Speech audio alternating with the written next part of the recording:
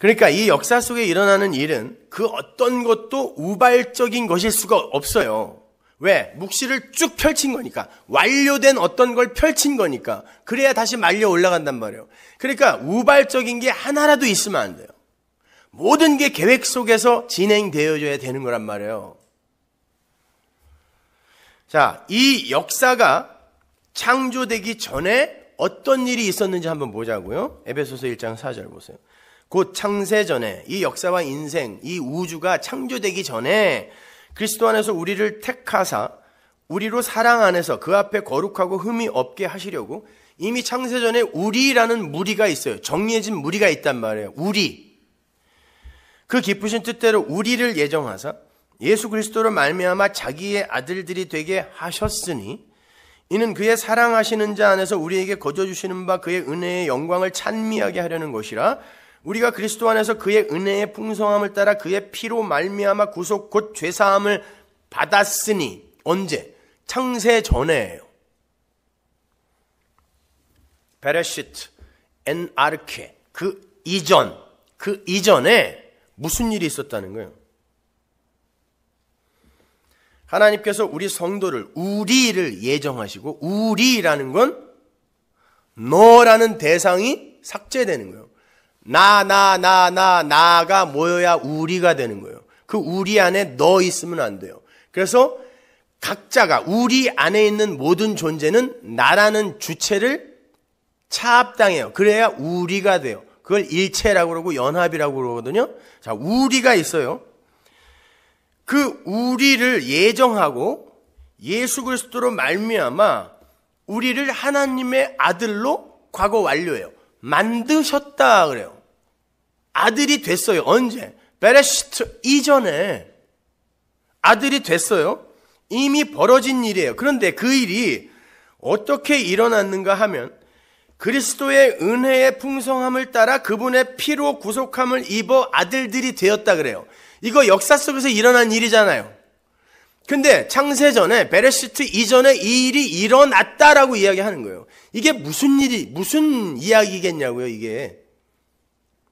지금 역사 속에서 일어난 그건 모형이라는 얘기예요. 그러니까 묵시 속에 이 일이 이미 일어났다라는 거예요. 그렇다면 성경 전체에 기록된 복음의 이야기와 에덴에서 시작되어 지금까지 흐르고 있는 이 모든 역사의 내용이 이미 하늘에서 완료가 되어 있는 거라는 말이잖아요. 그래야 베레시트가 되죠. 설명을 해주죠. 완료가 되어 있는 게 있어야. 그래서 성경이 예수 그리스도라는 어린 양이 창세전에 이미 죽었다 그러는 거예요. 역사 속에서 죽은 게 실체가 아니라는 거예요. 그건 설명용일 뿐이지 창세전에 이미 죽었다 그래요. 계시록 13장 8절 보세요. 죽임을 당한 어린 양의 생명책에 창세 이후로 농명되지 못하고 이 땅에 사는 자들은 다 짐승에 경배하리라. 이 죽임을 당한 어린 양이라는 어구가 헬라어로 보면 투 아르니우 투 에스파그메누 아포카타볼레스코스무, 직역하면 세상의 기초가 놓이기 이전에 이미 죽임을 당한 어린 양의 책. 그럼 세상이 생기기 전에 도대체 어린 양이 어떻게 죽냔 말이에요. 십자가는 이미 묵시 속에 먼저 섰다 이런 말이잖아요, 이거요. 어떤 방법으로 섰을까요? 그 예수 그리스도의 피가 하나님의 아들들을 창조했다 그러잖아요, 에베소서 1장에서. 묵시 속에서는 도대체 누가 어떻게 예수 그리스도를 십자가에 매달았다는 걸까요? 그리고 묵시 속에 성자는, 어린 양은 육신을 입고 역사에 내려오기 전이기 때문에 영이란 말이에요. 하나님이란 말이에요. 하나님이 피가 있어요? 하나님이 어떻게 죽습니까? 생각을 해보세요. 그런 것까지 다루어 본 사람이 없어서 그렇지, 생각을 조금만 해보면 도대체 여러분이 성경을 어느 정도 수준으로 읽고 있었는지 금방 드러나잖아요. 하나님이 영인데 무슨 피를 흘리냐고요? 창세 전에. 어디서? 그리고 거기에 이미 창세전에 죄라는 개념이 나와요. 역사가 생기기도 전에, 아담이 태어나기도 전에 죄가 있었다고 하는데, 그것 때문에 어린 양이 피를 흘렸다고 하는데, 그 죄는 뭐냔 말이에요, 도대체가. 피조물이 생기기도 전에 하늘에 있었던 그 죄라는 개념은 뭐길래 어린 양이 거기서 십자가를 이미 지고 죽었다고 하냐고요. 베레시트 이전에.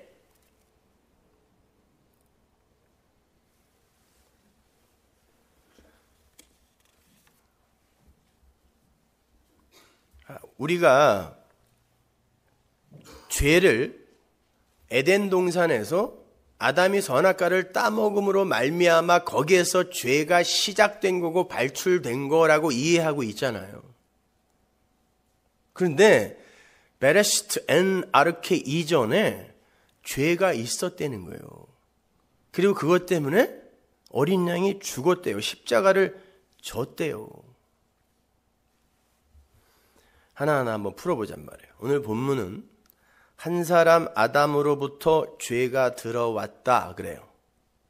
그건 원죄의 교리를 뒷받침하는 중요한 구절임과 동시에 대표의 원리를 설명하는데 자주 쓰이는 구절이죠. 개혁신학은 거기에서 죄가 시작되었고 그 죄는 우리 모든 인간에게 전가된 거다 이렇게 주장해요. 그래서 우리가 원죄, 오리지널 신을 갖고 있는 거다 이렇게 이야기한단 말이에요.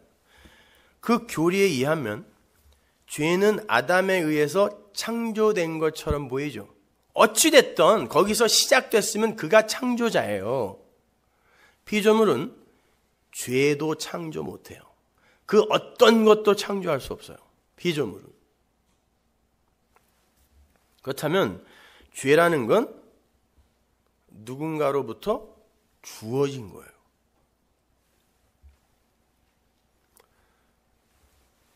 오늘 본문을 보면 아담을 도구로, 한 사람 아담을 통하여, 도구로 하여 죄가 세상으로 들어왔다 그래요. 어디에 있다가 들어온 거란 말이에요. 시작됐다라고 하지 않는단 말이에요. 어디에 있다가 들어왔다 그랬단 말이에요. 한 사람 아담으로부터 죄가 세상에 코스모스, 우주에 들어왔다 그래요. 그런데 아담이 도구가 되어서 어떠한 사건을 저지름으로 해서 이미 있었던 그것이, 누군가로부터 준비된 그것이 슬그머니 들어왔다는 거예요. 그건 이미 의도가 되어 있다는 뜻이에요. 그래서 오늘 본문이 아담을 도구로 디에노스 안트로푸라고 기록을 하고 있는 거예요. 그냥 아담은 통로였을 뿐이에요. 누군가가 죄를 집어넣어야 되는데 통로가 없어요. 그래서 아담이 도구로, 통로로 사용된 거예요. 그러니까 아담만 죽일 놈 그러면 안 되는 거예요, 여러분. 아담은 그냥 통로로 사용된 거예요. 그러니까 바꾸어 말해서 그들 피조물이 죄를 창조해낸 게 아니라 하나님께서 무언가를 설명하시기 위해 준비해 둔 어떤 개념이에요. 죄라는 건. 하나님은 아담을 도구로 사용하셔서 의도적으로 죄를 세상에 풀어버린 거예요. 왜요? 바로 다음에 나와요. 모든 사람을 죄인으로 만들어서 사망의 상태로 만들어버리기 위해 죄가 들어왔다 그래요. 오늘 본문이 보세요. 12절 다시 보세요. 이러므로 한 사람으로 말미암아 디아예요. 죄가 세상에 들어오고 죄로 말미암아 역시 디아예요. 죄도 도구예요. 지금요. 사망이 왔나니 이와 같이 모든 사람이 죄를 지었으므로 사망이 모든 사람에게 이르렀느니라. 이 이르다 디엘코마이는 삼투 확 빨려 들어와 뚫고 지나간 거예요. 죽은 거예요. 죽여버린 거예요. 사망이 모든 존재를, 그런 뜻이에요. 그걸 위해 죽은 자로 드러나게 만들기 위해 하나님이 죄와 아담을 도구로 사용했다가 12절이에요. 그럼 왜 죽여야 되는가? 보세요. 생각해 보세요. 왜 죽여야 되는가? 그럼 금방 이런 질문을 할 거예요. 웨스트민스터 신앙고백이나 하이델베르그 요리문답 공부한 분들은 그럼 하나님이 죄의 조성자인가요? 이 유아적 질문. 여러분, 죄라는 건 하나님, 창조주에게 해당이 안 되는 말이에요. 창조주가 뜻을 두고 행하는 모든 건 선이에요. 그걸 인간이 선악과 따먹고 자기들의 선악 구조, 도덕과 윤리와 사회법에 의해 이건 죄인데, 이건 아닌데, 이렇게 하나님까지도 판단하는 게 이 세상이에요, 지금요. 누가 그걸 죄라 그랬냐고요. 아니, 한번 곰곰이 생각해 보세요. 여러분, 우리 왜 씻어야 돼요? 더러워서? 더러우면 안 돼요? 근데 그걸 누가 더럽다 그랬습니까? 그리고 모든 인류는 왜 물로 씻어요, 그거를? 이런 것들이 우리가 만들었다고 생각하세요? 결정되어서 우리에게 주어진 거예요.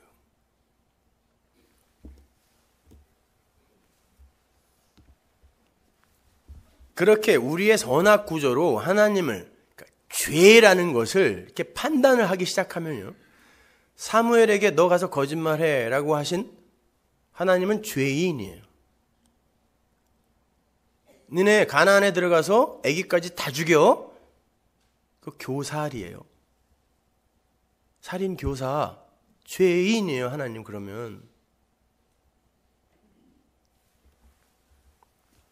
라합에게 너 나라 팔어. 죄인이죠. 역적이죠, 그건요. 하나님이 다 시킨 거 아닙니까? 근데 성경은 하나님은 죄와 관계없는 분이라 그래요. 점도 없고 흠도 없다 그래요. 하나님이 하시는 건 모두 합력하여 선이 되는 거기 때문에 죄가 아니에요. 따라서 하나님이 죄를 조성했다, 조장했다, 이건 죄가 뭔지도 모르는 우매한 자들의 질문이에요. 뭐가 죄인데 하나님이 죄를 조성했다. 그들의 머릿속에는 죄가 고작해야 도둑질, 간음, 살인, 험담 이딴 거. 그러니까 하나님이 죄를 조성했다 이딴 소리 하는 거예요.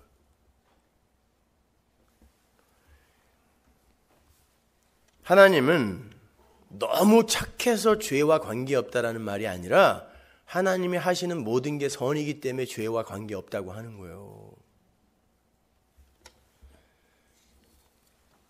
그러니까 아담을 도구로 해서 온 세상을 죄 속에 가두신 하나님의 처사는 죄의 조성이 아니라 선이란 말입니다. 죄라는 건 피조물에게만 해당되는 개념이에요. 하나님의 영광과 찬송을 위해 존재해야 하는 피조물이 그 역할을 충실히 해내지 못하고 자기를 위해 사는 모든 사유와 행위가 다 죄예요. 하마르티아, 관역을 벗어난 거니까. 그게 죄란 말이에요. 그래서 선악과 먹지 마라고 했을 때 그걸 어긴 걸 죄라고 하는 거지, 그까짓 거 먹은 게 뭐 이렇게 대단히 하나님에게 손해가 되어서 그걸 갖다가 죽이기까지 하겠냐고요. 그게 죄다라는 걸 설명하기 위해서 그러는 거란 말입니다.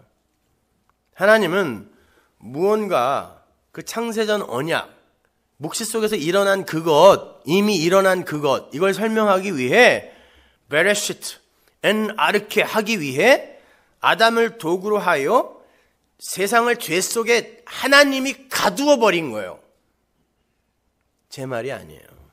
갈라디아서 3장 22절 보세요. 그러나 성경이 모든 것을 죄 아래 가두었으니 이는 예수 그리스도를 믿음으로 말미암은 약속을 믿는 자들에게 주려 함이니라. 표준 세번역으로 보세요. 그러나 성경을 보면 모든 것이 죄 아래 갇혀 있다고 합니다. 그것은 약속하신 것을 예수 그리스도를 믿는 믿음에 근거하여 믿는 사람들에게만 주시려고, 인간들을 모두 죽은 자로 만들어서 믿음으로만 산다, 이걸 가르쳐주기 위해 모든 자들을 사망 안에 가둬버렸다는 거예요, 하나님이. 그래서 죄가 필요했다는 거예요. 아담이 필요했던 거예요, 도구로. 그러니까 선악과 사건이나 뱀의 출현 등은 우발적인 게 아니라 모두 하나님의 계획과 작정 속에 들어있었던 것이라는 말입니다. 그래서 선악과를 가장 보기 쉬운 동산 중앙에다가 보암직도 하고 먹음직도 하고 지혜롭게 할 만큼 탐스럽게 만들어 심어 놓은 거예요. 먹으라고. 그 좋은 생명나무는 어디다가 감춰뒀는지 이런 방구 얘기도 없어요. 그리고 거기에는 열매가 맺혀 있다라는 말조차 없어요. 선악과는 열매가 맺혀 있어요, 이미. 생명나무에는 실과라는 단어가 없다니까요. 왜? 그리스도가 실과거든요. 에덴에서 그게 맺혀 있으면 안 되는 거예요.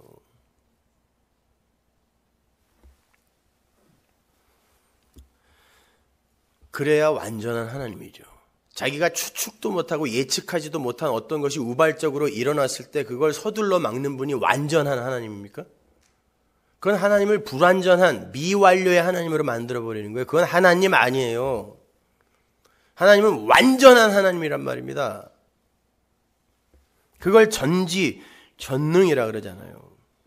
그러니까 모든 건 하나님의 시나리오에 의해 착착 진행되어지는 거예요. 복음이라는 건 단순히 하나님도 예측하지 못했던 죄가 세상에 들어와 버려서 그것을 보다 못한 아들이 아버지를 위해서 이 세상에 내려와서 그 죄를 없이 하려고 십자가를 진 후에 그 죄를 없애버린 그런 심파가 아니에요. 그러니까 전부 패션 오브 더 크라이스트 이딴 거나 보고 그냥 줄줄 울고 다 심파로 봐서 그래요. 복음을 심파로. 얼마나 아프셨을까? 그게 그렇게 중요해요? 예수님보다 더 아프게 죽은 사람 더 많아요, 이 세상에요. 그게 이렇게 슬프고 애통할 일이냐고요. 어린 양은 이미 창세전에 죽임을 당했고 그 피에 의해 아들들이 묵시 속에 완료가 되어 있어요. 자, 그렇다면 묵시 속에서 성자 그리스도의 피에 의해 아들들이 완성되었다는 게 무슨 의미겠어요? 성자는 하나님입니다. 그리고 거기는 영원이에요. 시간 속도 아니에요. 영원. 하나님이 영원 속에서 무슨 일을 벌이신 거예요? 성자 하나님이 교회의 머리, 아들들의 맏형이 되셨죠. 아들들의 맏형이 되셨어요. 어디서? 묵시 속에서요. 그런데 그 맏형의 동생들은 신이 아니에요. 피조물들이에요. 그래서 그 아들들이 신과 함께 나라를 이루어 신처럼 살기 위해서는 거기가 묵시 속 영원이니까 신과 피조물의 연합이 필요하죠. 그래야 같이 동거가 가능하단 말이에요. 신과 피조물은 동거가 불가능해요. 돌격하여 신책해 죽여야 되는 거예요. 그게 거룩의 개념이란 말입니다. 동거가 안 된단 말이에요. 못 들어가는 거예요, 지성소에. 그런데 성자가 아들들의 맏형이 되었다는 거예요. 이걸 교회라고 그런단 말이에요, 성경이. 그러면 이 둘이 유한과 무한이 함께 공존하고 동거하기 위해서는 어떤 일이 일어나야 돼요? 유한 쪽에서는 할 수 있는 게 아무것도 없죠. 그렇잖아요. 없음인데 뭘 해요, 얘들이요, 피조물이. 그러면 무한이 어떤 일을 행해야 되잖아요. 어떻게? 무한이 유한으로 관입돼 들어와야, 무한이 어떤 일을 행하셔야 이 피조물, 없음이 무한인 신과 공존하고 동거할 수 있는 일이 생긴단 말이에요. 그런데 무한이 유한으로 관입돼 들어가면 잃어버리는 게 있어요. 무소부재와 편재가 안 된단 말이에요. 이게 신의 죽음인 거예요.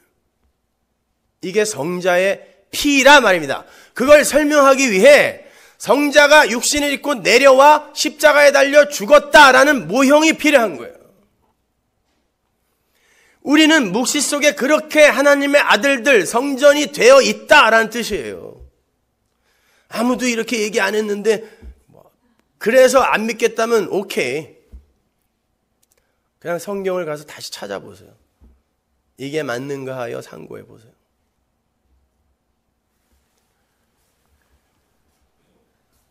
삼위일체 하나님으로서의 성자가 죽는 거예요. 그리고 하나님의 아들들의 그 맞이로 무소부재와 편재를 상실한 육을 가진 새로운 존재가 되시는 거예요. 우리를 하나님의 아들로 만들어 내시기 위해서 우리의 불가능한 처음 자리, 없음의 자리, 그게 하나님 앞에서의 죄예요. 생명은 하나님에게만 속한 것이기 때문에 하나님 밖의 모든 건 다 죽은 거예요. 근데 그 죽은 것이, 죽음이라는 게 뭐 때문에 온다? 죄 때문에 온다 그러죠. 그러니까 생명 밖의 모든 건 죽은 거라는 건 그게 죄라는 뜻이에요, 여러분. 하나님 외에 모든 게 악이며 죄예요.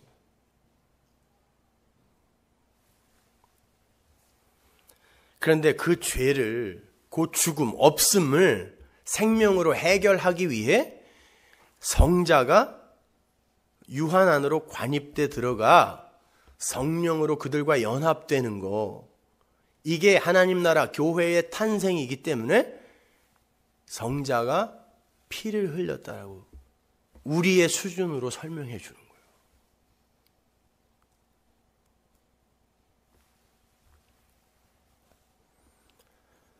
그로 인해 없음에 불과한 먼지들이 하나님과 방불한 존재로 있음의 자리에 앉게 되는 거예요.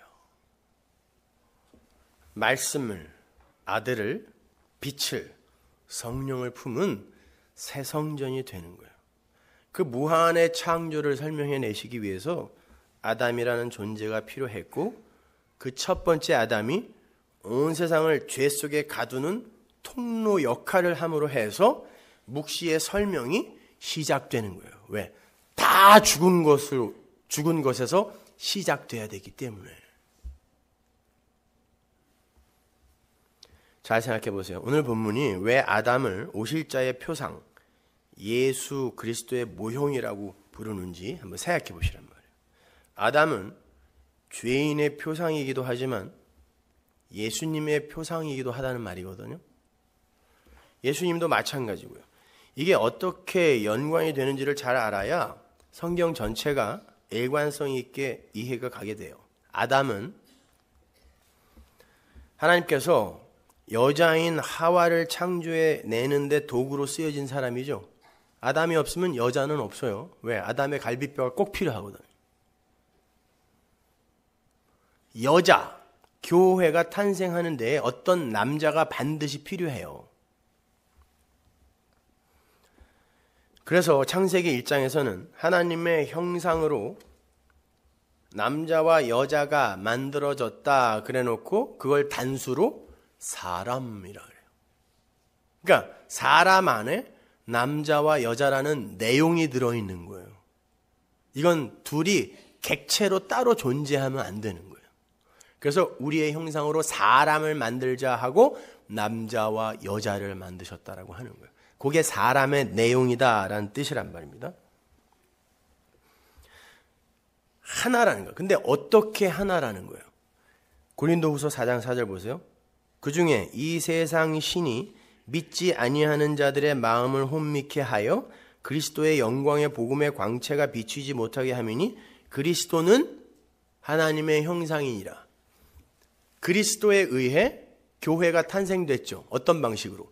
그리스도 안에, 그리스도가 머리이고 그리스도 안에 교회가 이렇게 함몰되어 들어가서 교회가 탄생됐잖아요. 여자가, 그죠? 그리고 이거를 하나님의 아들이라 그래요. 사람이라고 한단 말이에요. 이거를 하나님의 백성. 그러니까 남자와 여자가 지금 하나가 되어 있을 때 그걸 그리스도 그래요. 그게 구원이거든요.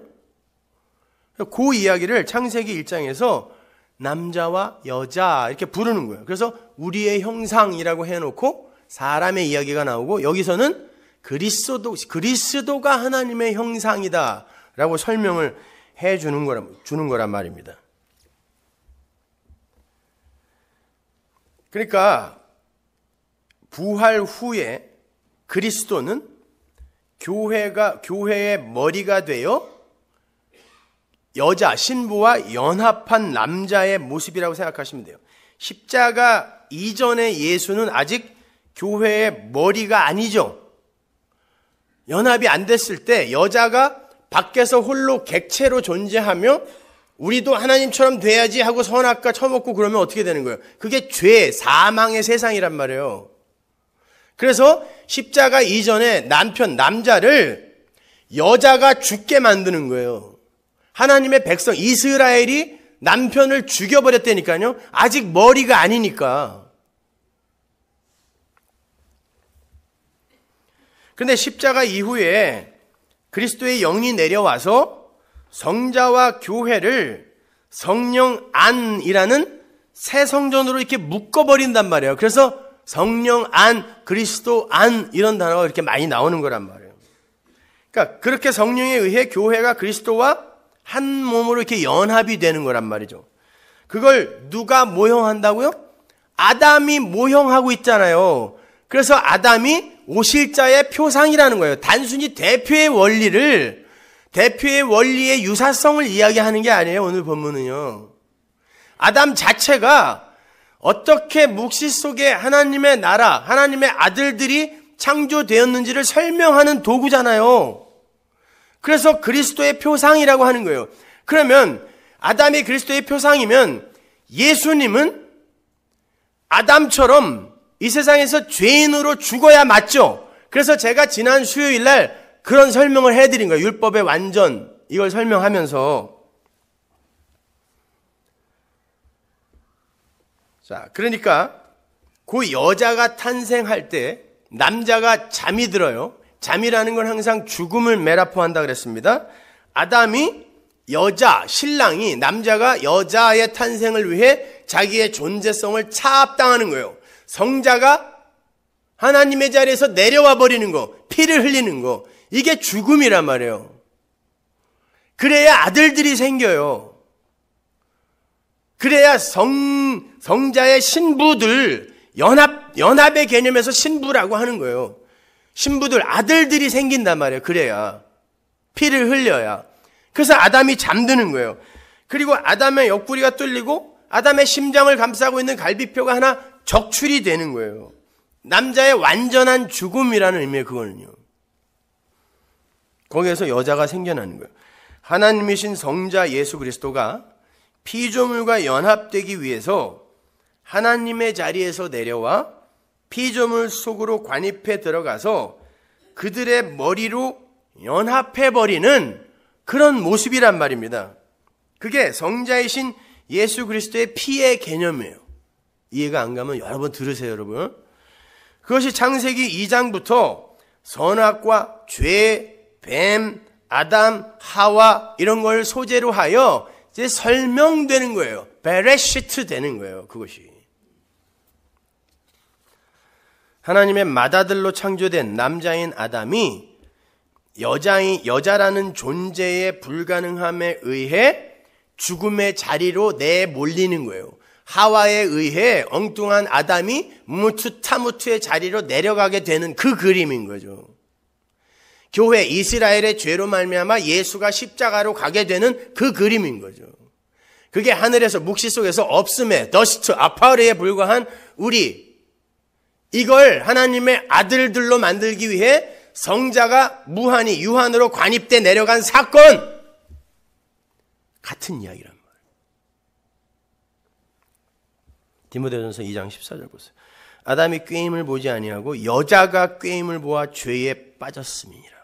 여자가. 일부러 여기서 여자라는 단어를 쓰는 거예요. 여자가. 여자 때문에 남자가 죄인 중에 괴수 자리에, 뱀의 자리에 올라가 버리는 거예요. 여자가 뱀과 연합해 버렸는데 남자가 뱀이 되어 죽는 거예요.